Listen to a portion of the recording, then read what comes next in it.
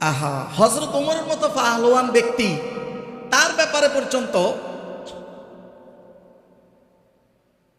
আল্লাহ আল্লাহ আল্লাহ। সিরাতে ইবনে Hisham 1 নম্বর খণ্ড 370 নং পৃষ্ঠার বর্ণনা। বলা হচ্ছে হযরত ওমর একদিন বাজারে গেলেন, বাজারে যায় শুধু বলছেন ফানাদা আনা মুসলিম, শুধু বলছে আমি মুসলমান। সবাই তো জানতো যে হ্যাঁ আঙ্গুলো, শুধু বলছে যে আমি মুসলমান। বলার সাথে সাথে বলা হচ্ছে ফাতাযাহারা আলাইহিল মুশরিকুন ফাদারাবু, হযরত ওমরের মতো ব্যক্তি, যার ব্যাপারে আমার নবী বলেছেন আমার পরে যদি কোনো নবী হইতো তাহলে কে হইতো? ওমর হইতো।